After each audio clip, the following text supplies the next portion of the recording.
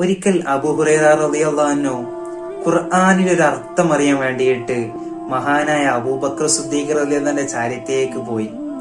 അബൂ ഹുറൈറ റളിയല്ലാഹു അൻഹു ഖുർആനിലെ അർത്ഥമൊക്കെ അറിയാം, പക്ഷേ വിശക്കുന്ന വയറിലേക്ക് വല്ലതും കിട്ടുമോ എന്നുള്ള പ്രതീക്ഷയിലാണ് അബൂ ഹുറൈറ റളിയല്ലാഹു അൻഹു അബൂബക്കർ സിദ്ദീഖ് റളിയല്ലാഹുവിന്റെ അടുക്കലേക്ക് പോയത്.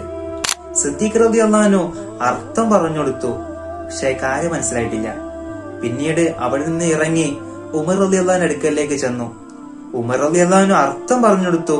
ഉമർ റളിയല്ലാഹു അൻഹു കാര്യം മനസ്സിലായിട്ടില്ല. പിന്നീട് പോകുന്നത് മുത്തുനബി തങ്ങളുടെ അടുക്കലേക്കാണ്. മുത്തുനബി തങ്ങള് വളരെ ആദരവോടെ സ്വീകരിച്ചു. എന്നിട്ട് മുത്തുനബി തങ്ങൾ പറഞ്ഞു, നിങ്ങൾക്ക് ഖുർആനിന്റെ ആയത്തിന്റെ അർത്ഥമല്ലല്ലോ വേണ്ടത്, നിങ്ങൾക്ക് കഴിക്കാൻ വിശന്നൊട്ടിയ വയറിലേക്ക് വല്ലതും കിട്ടുമോ എന്നുള്ള പ്രതീക്ഷയിലല്ലേ വന്നത്.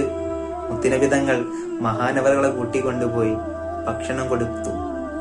ഒരാളെ മുഖം കണ്ട്, ഒരാളുടെ മുഖപ്രസന്നത കണ്ട്, ഒരാളുടെ മുഖഭാവം കണ്ടിട്ട് മുത്തുനബി തങ്ങൾ അത് തിരിച്ചറിയുകയാണ്. പറയാത്ത കാര്യം പറഞ്ഞതുപോലെ ചെയ്ത മുത്തുനബി അത് നമുക്കൊരു പാഠമാണ്. നമ്മുടെ അടുക്കലേക്കൊക്കെ എത്ര ആളുകളാണ് വരാറുള്ളത്. പലരും പലതും പറഞ്ഞു വരാറുണ്ട്. നമ്മൾ അവര് പറയാത്ത കാര്യം പറഞ്ഞതുപോലെ ചെയ്തു കൊടുക്കണം. അതാണ് മുത്തുനബി തങ്ങളുടെ ജീവിതം. അത് നമ്മൾ മാതൃകയാക്കുക. അള്ളാഹു നമുക്ക് തൗഫീഖ് നൽകുമാറാകട്ടെ.